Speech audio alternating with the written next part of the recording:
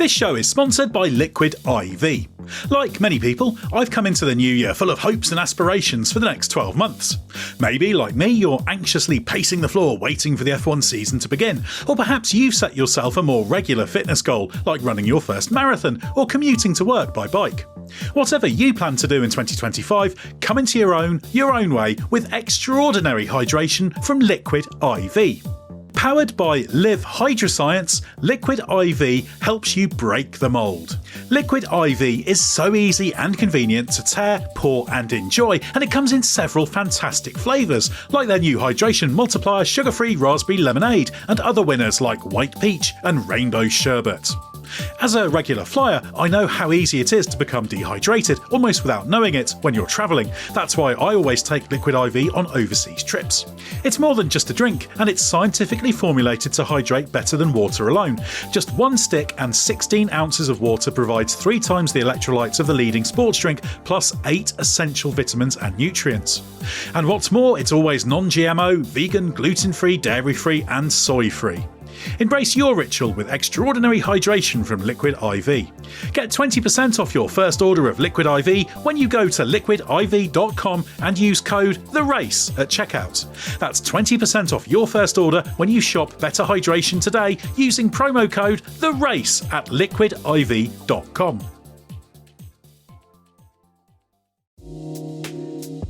We'll get back to the podcast in a moment, but first, let me tell you about Grammarly. Your time and expertise are valuable, and with professionals spending nearly half the work week on written communication, focus is one of the most important things to have at work. With Grammarly as your AI writing partner, you can stay focused and get through your work faster with relevant, real-time suggestions wherever you write. As a journalist and podcast host, I'm constantly writing and rewriting copy and drawing up scripts. It's part of the job, and Grammarly helps make it faster with AI prompts, tone suggestions, and more. And what's more, you can enjoy it with peace of mind with Grammarly's enterprise-grade security and its business model that doesn't sell your data. Experience the gold standard of responsible AI with Grammarly, a tool that 93% of professionals report helps them get more work done. So what are you waiting for? Get more done with Grammarly. Download Grammarly free at grammarly.com/podcast. That's grammarly.com/podcast. Some people just know they could save hundreds on car insurance by checking Allstate first. Like, to check the Jumbotron first, before attempting to eat a stack of Supreme nachos in one bite. Now you're just a meme that everyone shares on game day. Checking first is smart, so check Allstate first for a quote that could save you hundreds. You're in good hands with Allstate. Savings vary, subject to terms, conditions, and availability. Allstate Fire and Casualty Insurance Company and Affiliates, Northbrook, Illinois. The Athletic.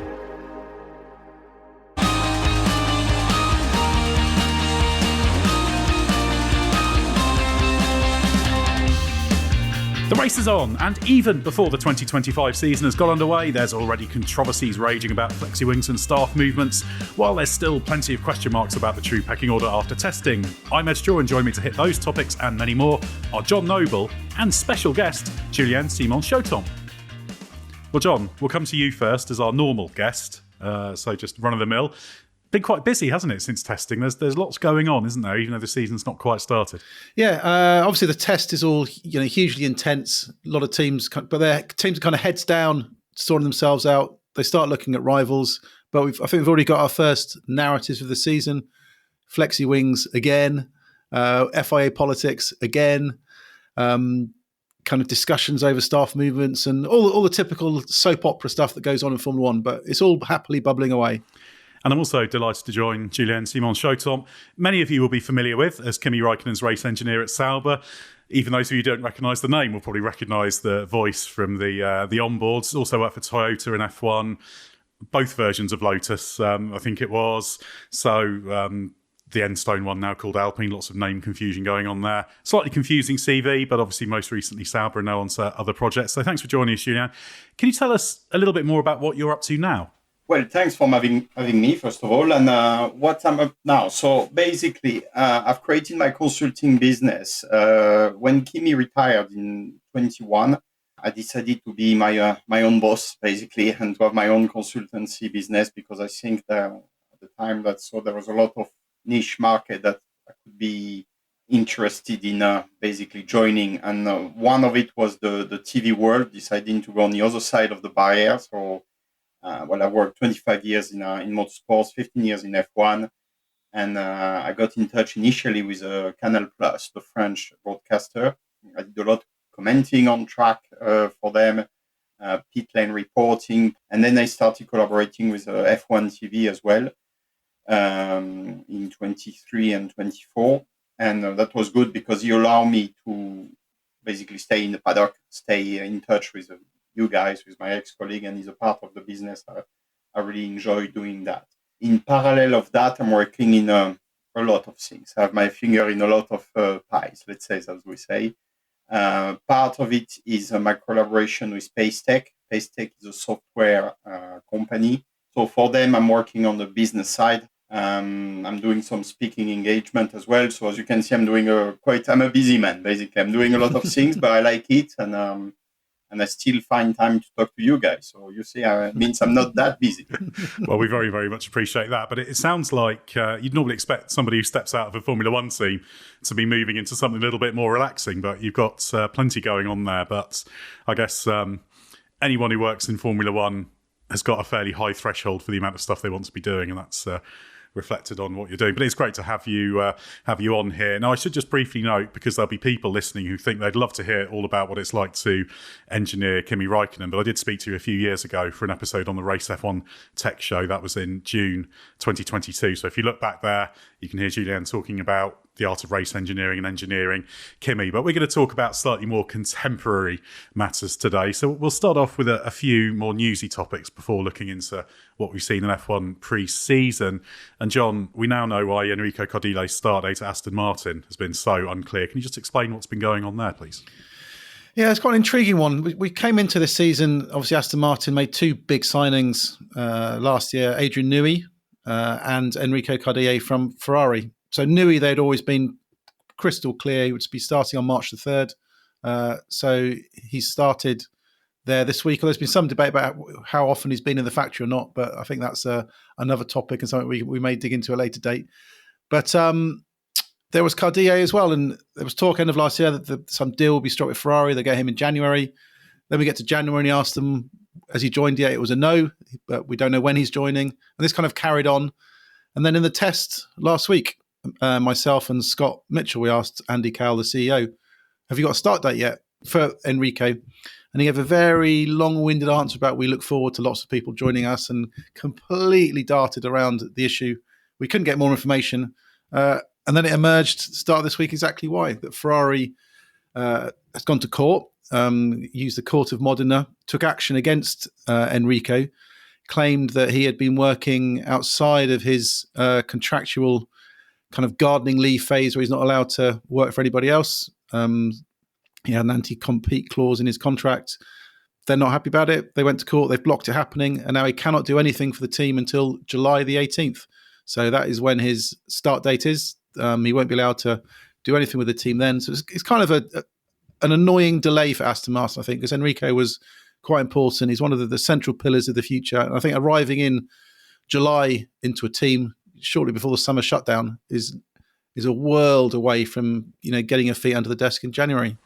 Yeah, so it certainly explains some of the uncertainty there's been. But yeah, you've got an interesting insight on this because unlike myself and John, you've obviously signed F1 contracts, you've been subject to the various non-compete clauses, and you've moved between teams. So how complicated is it to tread this kind of line? Because obviously when people move, they'll want to move quickly, they'll want to get to work, but there are provisions in the contract. So what's the reality of being in that kind of scenario?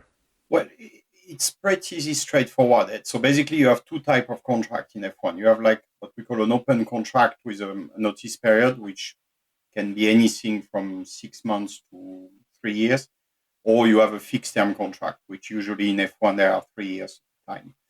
But on top of that, you have very, very clear and very long non-competition clause that you have to respect. So what happens when you change team usually is that you negotiate with your employer. Okay, I want to go to this team, so I want to stop the collaboration. And usually the team are very little interest in keeping you they will keep you on the payroll, but not in the technical meetings, these kind of things. And they make it very clear, okay, you do 6 months, what we call gardening leave. So it means they're still paid by the employer, but they can't work with their new employer. And during this period, it's absolutely prohibited to do anything with your future employer. That's crystal clear. There is no interpretation. So I'm very surprised to hear that. What I suspect happened is that he was negotiating with Ferrari that, can I leave a bit earlier? Then Aston came and said, yeah, well, maybe don't worry, we'll put some lawyer in place and see what happened. And say, I think that might have happened. And Aston probably was confident they could have, find a solution for him. But I mean, if it's true, and clearly it's true that he worked during his gardening leave for Aston, that's very bad. That's very bad. I don't think there is a... Yeah, that's the strange thing, isn't it, John? Because usually this stuff does get worked out, doesn't it? They work through this, everything's done in the right way, and quite often people are allowed to start earlier than their contract would allow because there's a proper agreement. Yeah, normally there's just deals done. I think the most famous recent example is Ferrari and Mercedes, that Ferrari signed Loic Serra and Jerome D'Ambrosio from Mercedes, but they were on lengthy gardening leave terms. But then at the same time, Mercedes has signed Simone Resta, for example, from Ferrari, who was on gardening leave. So you had two teams with signed individuals from either side, both waiting for the others to join, which is kind of a wasted cash for both of them. So deal was done, and they both kind of swapped camps last October. So this thing's quite common, but it's very, very rare, I think, for us to find out that someone has kind of broken the terms of their gardening leave and gone to a team, and it's gone to court. Very, very, I can't recall it's happened very often in Formula One like that. Yeah, almost quite embarrassing, isn't it, for those involved, because you normally try to be so careful. But yeah, I guess you can see how that happened. The other news story related to goings on in F1 now is the Flexi-wings. There was talk about this during testing. A bit of action's been taken, hasn't it, John? So can you just run through what's gone on there? Yeah, Flexi-wings is the story that will never go away from Formula One. As long as there's aerodynamic parts, then there's going to be flexibility. You aren't going to get away from this problem. But it flared up last year. The focus had mainly been on the front wings. We've already had the clampdown coming in for the Spanish Grand Prix this year. But then towards the end of last year, we had the rear wing issue as well. The McLaren Mini DRS came up. McLaren agreed after some discussions with the FIA to make modifications last season. The regulations were changed and it seemed the issue had gone away, but video footage cropped up in the Bahrain test. We saw the Mercedes wing flexing back a little bit. Then I spoke to Pierre Vacher, the Red Bull technical director. We're just talking about other cars and what he'd seen, and he talked about mini DRS on the McLaren and the Ferrari. So feels they're playing around with the slot gaps. And obviously, if a team feels this, they're going to speak to the FIA. They're going to want some kind of eyeballs put on it. And it's now emerged that Nicholas Tombassis, the head of single seaters, has written to the teams. He's updated a long-standing TD34.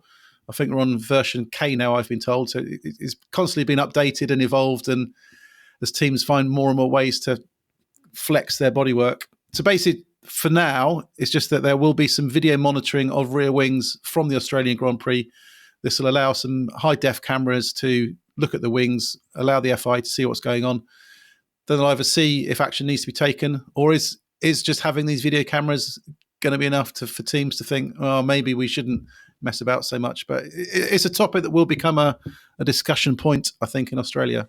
It just never goes away, does it? Because they can't be completely immovable. They can't be infinitely heavy and rigid. So there's got to be something. But Julien, what's your experience of this? Obviously, flexible bodywork, flexi wings has been a thing for a very long time. It's kind of ebbed and flowed in the public consciousness, but it's quite a valuable weapon for a team to have that, isn't it, in terms of the setup options it allows. So I guess that's why this is always going to be a grey area that teams will push to work in. It's always been a grey area, and actually I have a great story for you guys. That when I was in F1 in 2000 with Toyota in 2008, we were in Melbourne, and if you remember, we got disqualified with a Trulli and Glock from the first race. And what happened is that we had the top element of the rear wing that was basically chewing gum.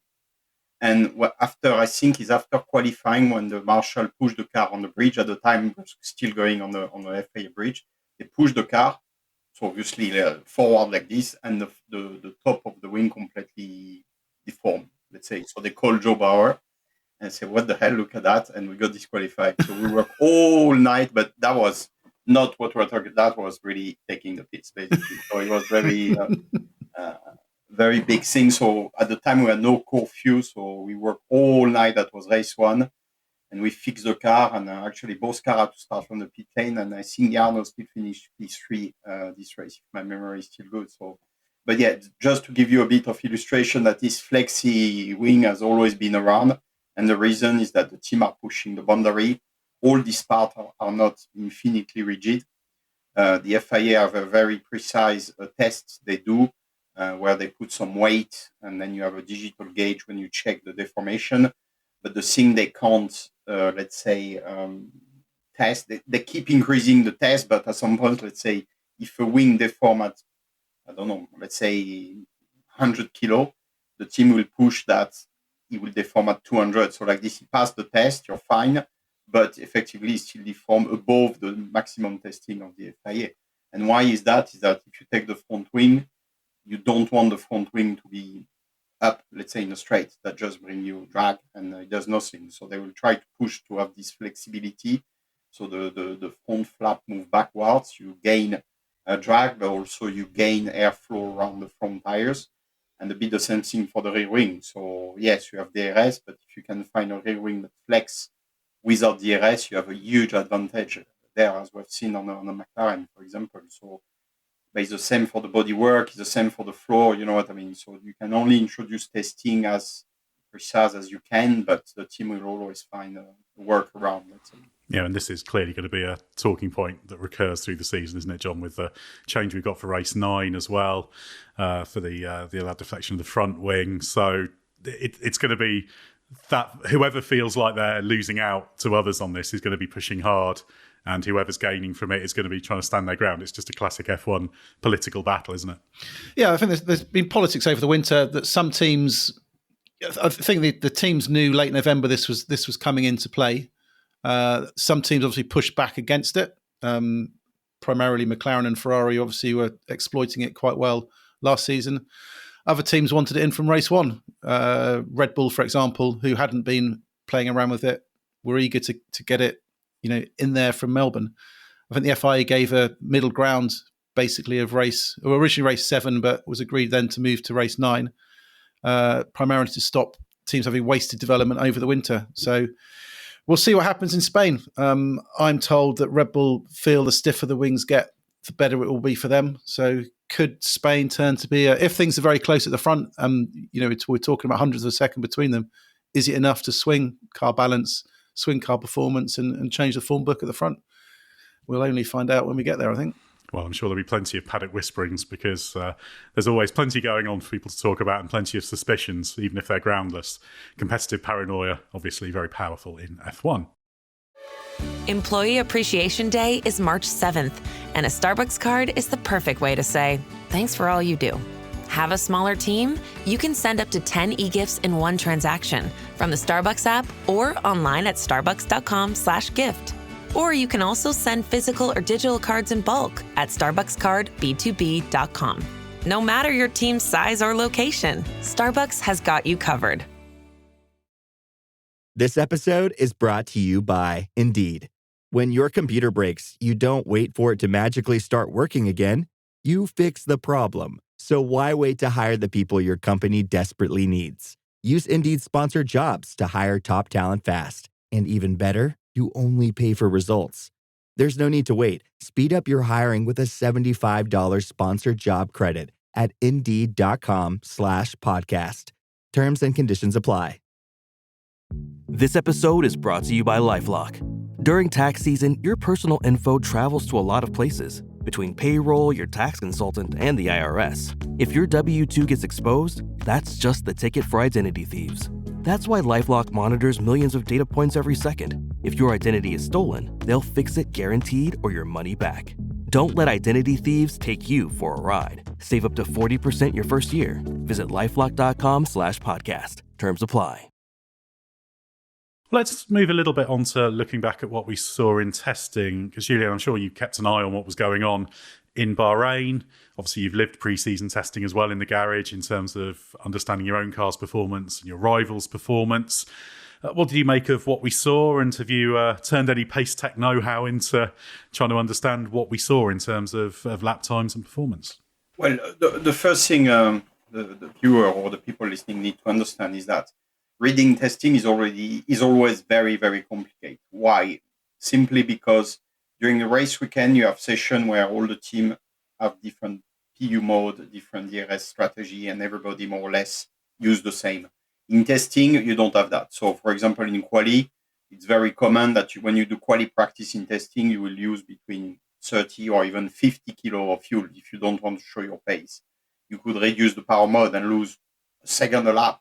You could lift on the last sector because you don't want to show a good lap time. So there is plenty of trick and strategy that the team employ, especially if you're confident your car is good. You know what I mean? If your car is bad and you put the opposite, like usually the team like Sauber, for example, that will try to put, C5, no fuel, maximum engine power last day, try to make a lap time. So that's the other side of the spectrum.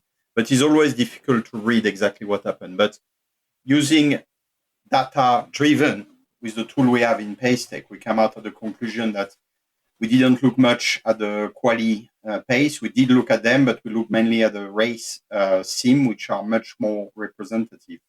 Because if you want to do a full race distance, you need to put 120, 130 kilo or whatever of fuel. You can't afford to put less, you know what I mean, or more. Same for the DRS usage. You don't really want to use the DRS during a race simulation, or the PU mode. You want to use something that is representative. So that's when we can compare team. You can compare degradation of the tires. You can compare a lot of different parameters. And what came out of that is that McLaren is ahead very clearly, followed closely by Red Bull. Then you have Mercedes, Ferrari very close to each other. Mercedes, they are actually in quali pace very close to Red Bull. They are really quick, but they suffer quite a lot of tire drag. And Ferrari, they are there and thereabouts. They didn't show the pace of McLaren, but for sure they will be there. There's no surprise. For me, the big surprise of the test was Alpine.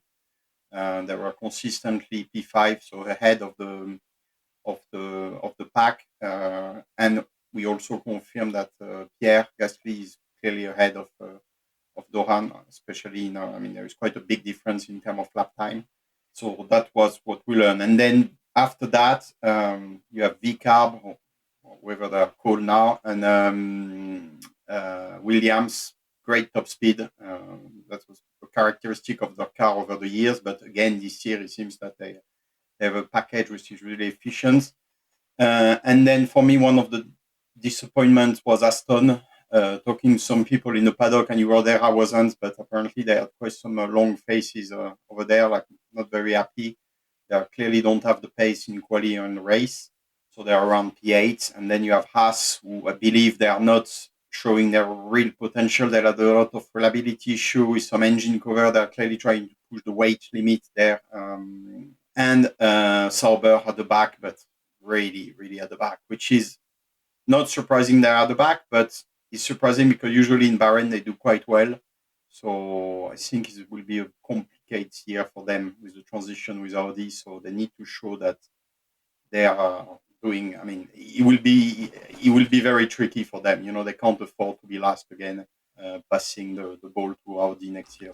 I was hoping as a former Sauber man, you might have some reason to be more optimistic for them, but certainly that matches everything we've seen and heard, the pace and also just watching the car on track. Exactly. I'm using the car was awful too. I watched some onboard from Nico, which is an extremely good driver. I've known Nico actually, I gave him his first drive in Formula 3, imagine, so a few years ago, talking about early 2000.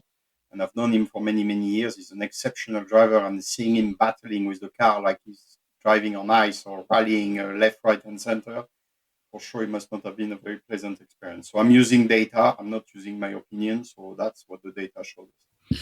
Julien, a quick question about something you mentioned about teams disguising their pace and everything. We spoke to Ayao at Haas on the final day, and because they'd focused on long runs, did no performance runs. And we asked him why, and he says he didn't care. He says, if I know I'm 4th or 8th, it makes no difference. I'm not going to work any harder before Melbourne. It's completely pointless. But a lot of teams do play around and hide their pace. Do you think it does bring any benefit in not showing your true pace, or is this just a level of paranoia that it's kind of maybe a little bit unnecessary, that teams aren't really going to work any harder if they know where they stack up in the order? Well, I will go back to the Toyota days because I have another great story for you guys. Is that 2009 we had a really good car, if you remember, and we did a test. We hired Bahrain privately, and we did a test in Bahrain, and we knew the car would have been really quick. And the decision was made at the time to do all the quali sim with, I remember, 70 kilo or something stupid. Like at the time, it was nearly a full time. So that was all our quali sim. We also did lifting up on the last sector story. You know what I mean? So that you do purple, and then last sector, you just lift up on the straight, so you're not showing the ultimate lap time. So did he bring us anything?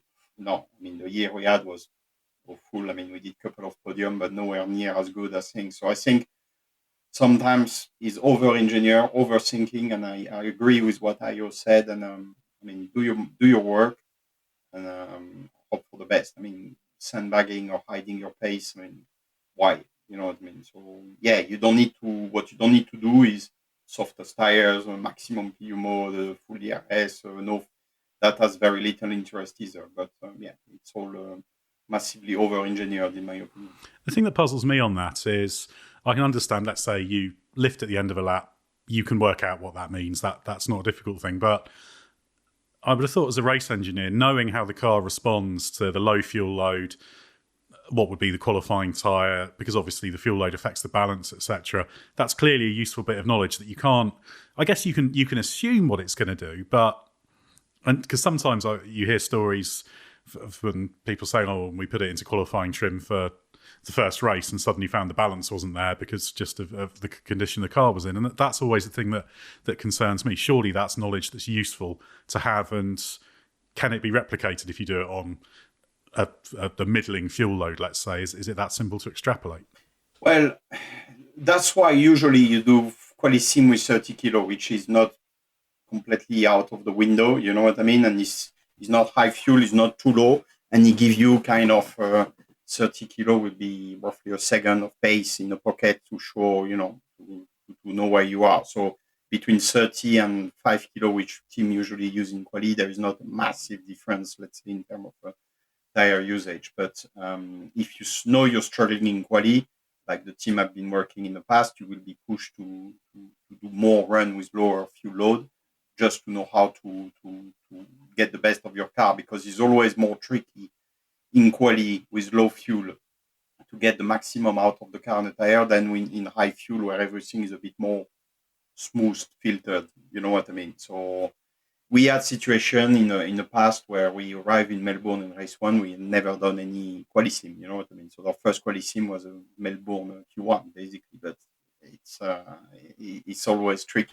One of the other interesting things is obviously we sit on the outside, try and understand roughly what the order is with all of the caveats. We know, we came up with a kind of all things considered ranking, which wasn't identical to the one you had, but not massively dissimilar. Probably the biggest difference is I think we put Williams at the front of the midfield, but it was very clear it was very close with Alpine. So sometimes you bring in trackside impressions, etc. So and everyone kind of has a similar kind of thing. But what about when you're in a team in terms of estimating others' performance? Because teams love to say, "Oh, we're focused on ourselves," but there's always people within the team who will be trying to estimate that. Well, as a race engineer, that wouldn't necessarily be your job, but how do you see that process of monitoring your rivals and having an idea of where they are? It's very important, Ed. And at the time, so I stopped in 21. So at the time, the AI was just starting to, grow into the team. But we still, within 5-10 minutes after the session, so the time to go from the pit wall to the office, we already have a report on our laptop with, for example, the competitor analysis I just gave you with a bar chart of who did what in terms of degradation of the tires, of the raw pace, quali, race. So we already all this information.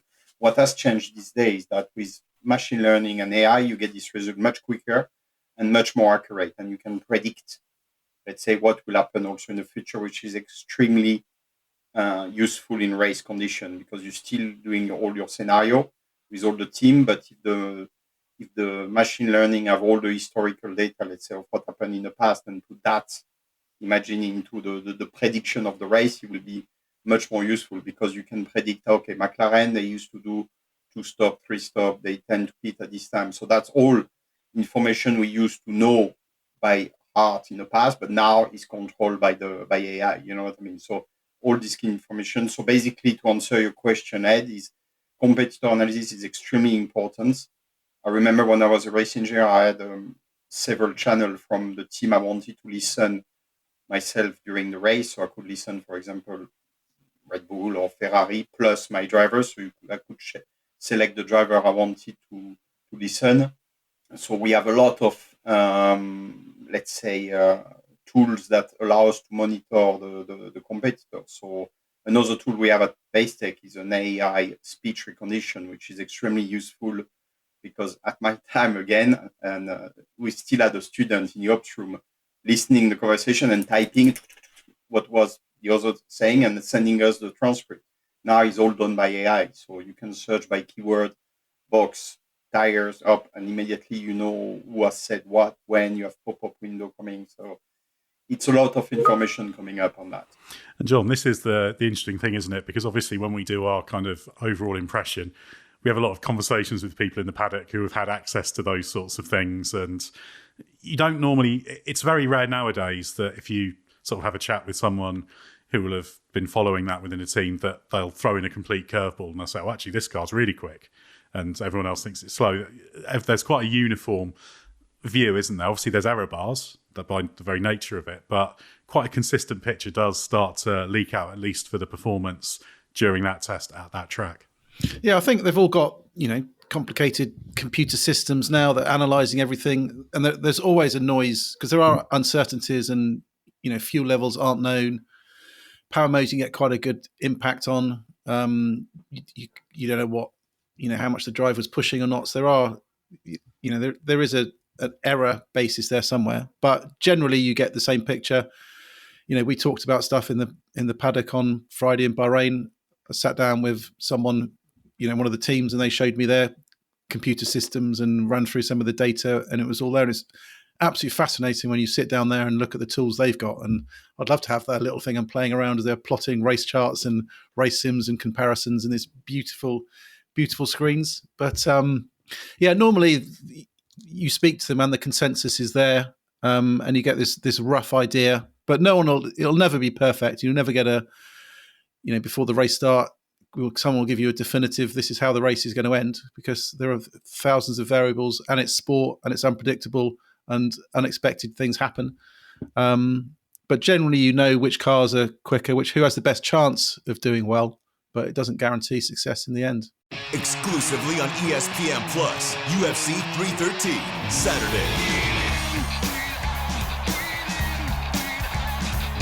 Reigning light heavyweight champion Alex Pereira defends his title against #1 contender Magomed Ankalaev, and an explosive lightweight bout between Justin Gaethje and Rafael Fiziev. UFC 313, Saturday at 10 p.m. Eastern. Buy it on ESPNplus.com/PPV. Whistle while you work. From Disney on March 21st, the magical tale Snow White. Snow White? Snow White. That started it all. I believe you're looking for me. Arrives in theaters. Magic mirror on the wall. Experience the Disney classic. Who's the fairest one of all? Like never before. We haven't even been introduced yet. Disney Snow White. Only in theaters March 21st. Rated PG. Parental guidance suggested. So good, so good, so good. New markdowns up to 70% off are at Nordstrom Rack stores now. Fresh kicks, spring tops, new dresses. There's always a score. I mean, the denim section is unreal. Why do I rack? All the dresses. I always find something amazing. Head to your Nordstrom Rack store to find can't-miss deals on all the spring things. Great brands, great prices. That's why you rack. Julien, just wanted to come to you again with your experience of this pre-season. Obviously, when you go to testing, you have your expectations of the car, you learn the car, what it's like and what it's doing in reality, and then you have your data from, let's say, in the one test era, you'll have your data from your test, and you've got a short gap between then in Australia. So what kind of goes on there in terms of that process of getting to understand the way the car works, the way it responds to setup changes, troubleshooting things that are not correlating as they should be, and trying to kind of take all of that data and ensure that you go to Australia or wherever the first race is with the best possible quality of work done, so that when you hit the track in FP1, your baseline setup is where it should be and you can kind of put your best foot forward. So the first thing you need to know is that the reliability is the most important thing in testing, because these days we only have 3 days before the first race. So usually first day is run as much as you can, because you need to pinpoint on, we've seen Red Bull, they had a problem. Was it water pressure, John? I can't remember, but they had a leak somewhere, or that we don't know if it's, finger trouble or if it's a genuine problem. So all these kind of things is very, very important that you point out. And F1 team are really, really good with reliability. They're really, really good at solving problem very quickly. So that's the reliability side. For the performance, the setup made by the simulation. So you arrive at the track, you already have your setup. What you do at the track is really fine-tuning. It's rare that during this test you're going to do a lot of setup change. Basically, you want to focus on correlation. That's why we've seen all this team bringing this aero rake. And I think you have done a part on that where you explain very well what this rake were doing. But that's very important for the mapping, because then you can send all this data to the simulation in CFD, and you have much less limitation than track testing. So you can run much more simulation there. If the correlation is good, is a big advantage. If the correlation is bad, then you have a big problem. You know what I mean? And that's not a 5-minute job. Same for the setup. So you arrive, if you put the car in testing and is completely all over the place, despite what the simulation says, is not as straightforward as one click of bar there, one click of front wing there. You know what I mean? It's much more complex than that. Look what happened with the purposing, how long it took the team to solve that. You know what I mean? It was incredible. But so there is this part of reliability, this part of correlation, and then you will go straight into quality simulation and race simulation. So you have 2 drivers, so 1 day and a half each, and you have to fit lots of test items. You have extra sensors, so it's very difficult to fit everything within these 3 days, basically. What happens if you end up in a scenario where the car's a bit all over the place? Like, to take the Sauber example again, because it's a good one from this test. You could say, when I was watching on the first morning, and there was visibly some fairly serious problems, like the traction was woeful, clearly beyond the realms of what I'd consider to be normal, and their starting setup didn't seem to be where it needed to be. And they did improve it over the day, and then they got to the point where it was still not very good, as we've discussed. But I guess that's the point when you're not panicking, but you're really worried. If you put the car on track with the testing start setup and it's behaving kind of outside of what you would consider the sort of normal parameters, that's when you think, there's something going on here, and you're in for a pretty difficult few weeks at the very least.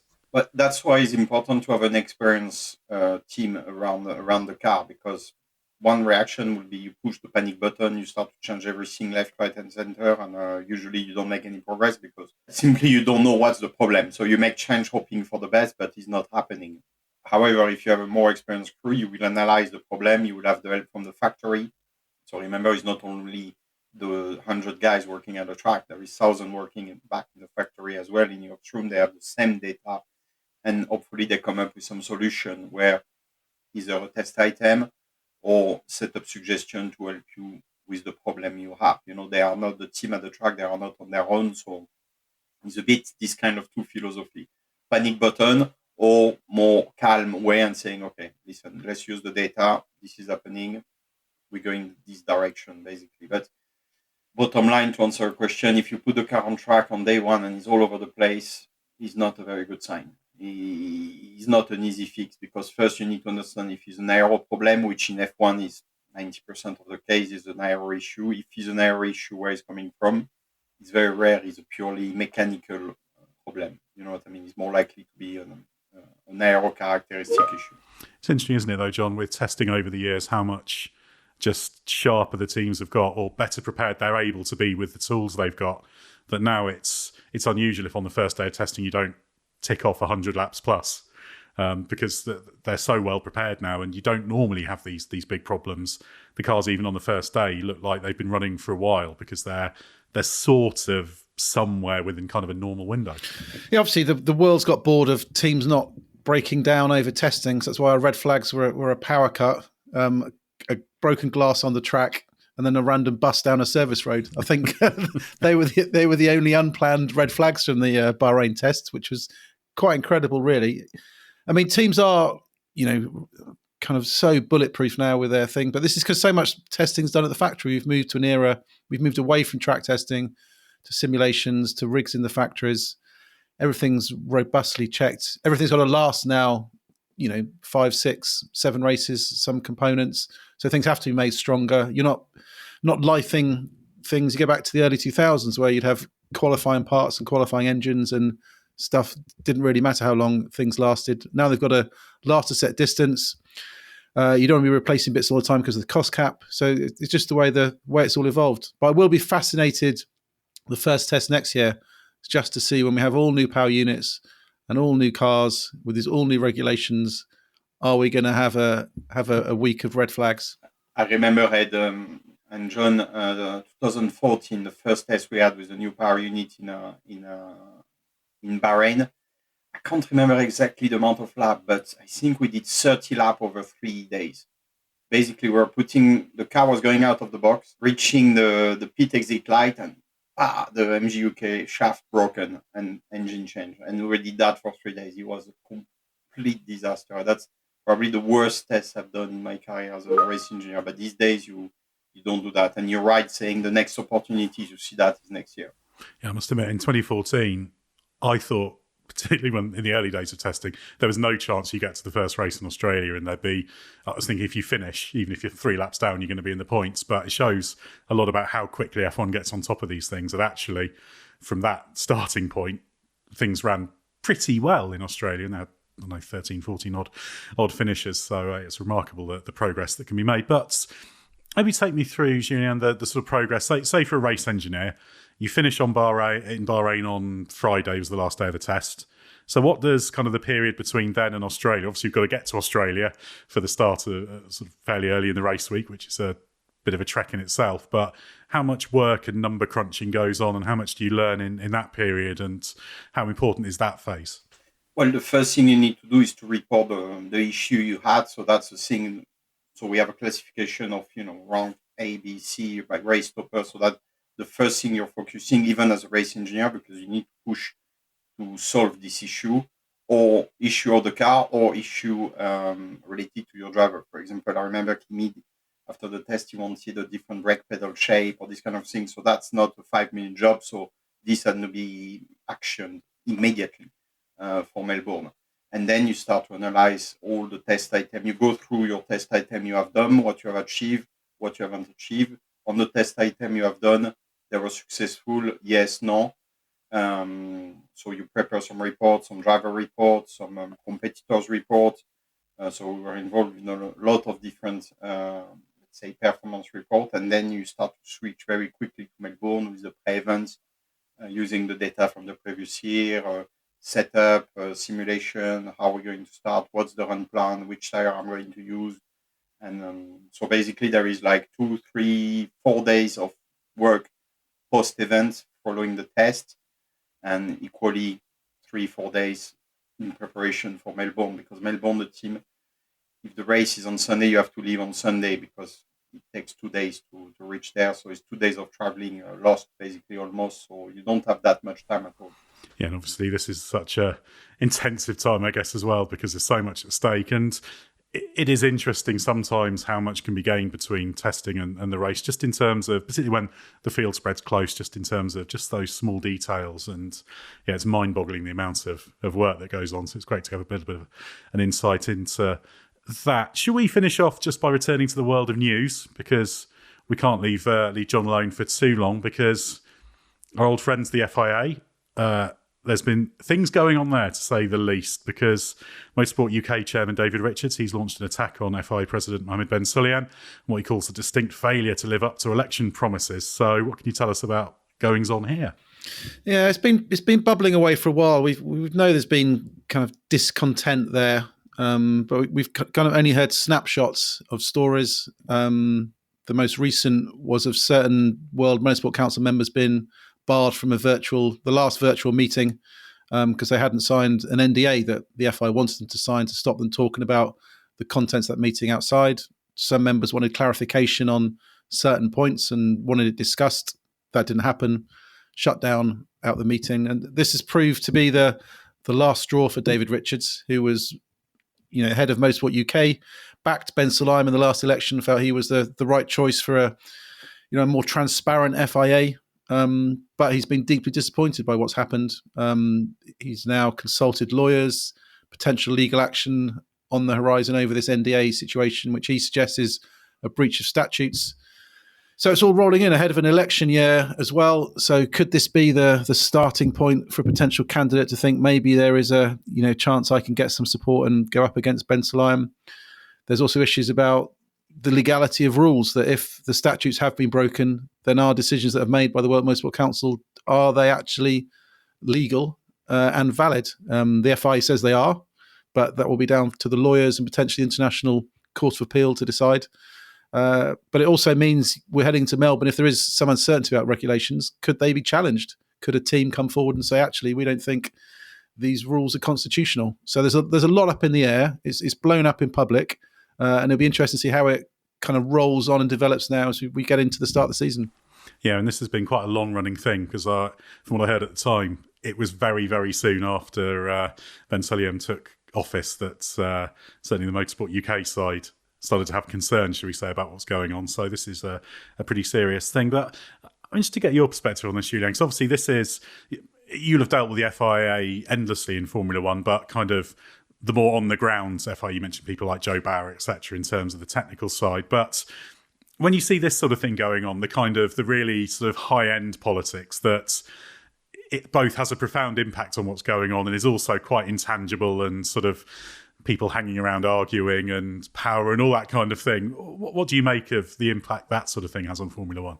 I would be disappointingly saying that it doesn't have that much impact, because these are happening in such high atmosphere that, I mean, on my side, it always happened, it always existed, all this story about politics between FIA and these kind of things, but it was not really impacting our work as engineers. We were focusing on our work and these kind of things. So, I mean, what happened recently with David Richards, I've read it because I was interested to read about it, but I don't think it would impact at all the people working, on the performance on the car, on the design of the car, these kind of things. These are more about governance and about who is the strongest man in the room. You know what I mean? To say something polite, let's say. So all these things that happen with the speech and the fine. I mean, you saw in the rally, the drivers, they sent a letter saying it's unacceptable to be fined 10K or 20K because we said bullshit after a race or something. It's all about where do you draw the line? Where do you draw the limit? These guys are athletes. This guy is full of adrenaline. I mean, if you're putting a microphone on footballers, I'm sure you would hear a lot worse than what Formula One drivers are saying. So anyway, these are the rules. They need to deal with it. But again, to go back to your question, I don't think it impacts that much the people working on the car. It's a strange thing, isn't it, John, that obviously in the political area, it's fiercely competitive. But unlike kind of the on-track stuff where every week or two you have a race and it tells you what happens, it's completely tested and proven and measurable, whereas the whole political thing is a completely bizarre and different world, and it's been getting more and more intensive. But it does feel like it's dripping down a little bit more into the day-to-day with, the people being sacked and moving out of the FIA and question marks about the reasons for that. And it's having an effect on things like race directors and that sort of thing. So what's going on now does seem a little bit different to what we've seen in the past, maybe, in that it's more seeping into everything that's happening. Yeah, I think when it crosses over into actual race weekends, because F1 events kind of operate in their own little bubble and everything takes place in these paddocks all around the world, and what's going on in Paris or Geneva doesn't have a massive impact on that. But when it impacts race director choice, for example, or the swearing issue, for example, that became, exploded the paddock in Singapore last year continues to be a big talking point. This is when drivers get involved, when team bosses get involved. Plus, we're also heading now to a year where Concord agreement needs to be sorted. So there's discussions now between the FIA, FOM, and teams over money, over governance. And these are issues where there is often, bits of disagreement and deals to be done. And as we head towards the presidential election, there will be those that want to see a regime change. There will be those that would be happy to see Ben Sulayem continue. And people may not be so willing to kind of nail their flag to the mast in terms of which way they're sitting at the moment. But I think as these things develop, as the season develops, it will be interesting. And I think where FOM and Domenicali sits in this as well will be fascinating, because they don't want to be too active in influencing what's going on inside the FIA. But if they feel there's a risk of all their hard work in making F1 as big and as successful as it's been now being damaged at all by politics at the FIA, then it may intervene and may step forward. So I think a lot's going to kind of bubble away over the next few weeks. And critical will be is if a candidate does come forward and throws their hat into the ring and says, "Yep, I'm going up against Ben Sulayem," then we'll see, what happens. I think that would be a really interesting point for Formula One. Yeah, there's every chance of seeing that. One little point I wanted to go back to on the swearing, Julien. Obviously, one thing that has been established now, it was a little bit unclear previously, but there was the precedent from Formula E with the Dan Ticktum conversation. I'm sure plenty have heard that was very full and frank, shall we say. But the position there seemed to be that kind of any pits-to-car radio communication is privileged, for want of a better word, and understanding that that's a very intensive and pressured situation for both sides. And that would have been ludicrous if there was any limitation on that, especially given there's no obligation for it to be broadcast. They choose what goes into the main broadcast, and they wouldn't necessarily have to make it available via F1 TV for people to watch. So it should be treated that way. It would be absurd not to, wouldn't it? Absolutely. I mean, I have a lot of experience with swearing on the radio with Kimi, so I think at this time, I mean, he would have had a fine in the millions, but yeah, the broadcaster can decide what they want to display. I mean, if they don't want to hear swearing, I mean, they might as well cancel all the broadcasting of the radio. But then the fan will use a massive side of what's happening. Or on the other side, what could happen is that we've seen with Max a little bit that, I mean, he's coming to the press conference answering to you guys, yes, no, yes, no, yes, no. And then it becomes ultra boring because they are scared of saying a wrong word, you know what I mean? And then they will only speak outside of the press conference, which I guess for you guys is a nightmare, you know what I mean? And I think we have reached a bit of some extreme, and we need a bit of a middle ground in the two and use a bit of common sense. Obviously, we don't want children to listen to drivers swearing, but believe me, children on YouTube, they hear 10 times things worse, and I know I have two children, and what they hear on YouTube is a million times worse than what they hear in F1 from the driver. You know what I mean? So where do you stop? Where do you stop? That's the question they need to... And again, I mean, we used to say on the engineering side with FIA, if you can't policy something, if you can't control something, just don't put any rules on it. You know what I mean? Because then it becomes like an endless problem. So it would be interesting to see what will happen this year, but I mean, for me, they are creating a problem where there is no problem, basically. Simple as that. Yeah, you're absolutely right. And I think there's definitely going to be some cases of this being picked up this year in the early races, I'm sure, because not only have they set out their stall to do it, but they'll be waiting to pounce on anyone to set an example again. So, yeah, it needs to get to a happy medium, let's say, and where that happens is another question, but I'm sure we'll start to find out in Australia. It would surprise me if there's not something of that nature when we get to the first race. But, well, it's been fascinating to chat through the news and also what we saw in testing with Jon and also Julien. Thanks so much for your input. It's been fascinating to hear from someone who's lived and breathed this period of the season, as well as bringing some expertise to looking at it from the outside right now. So thank you very much for that. We're going to be heading off, packing our bags for Australia imminently, so stay with us for everything you need to know from the world of Formula One.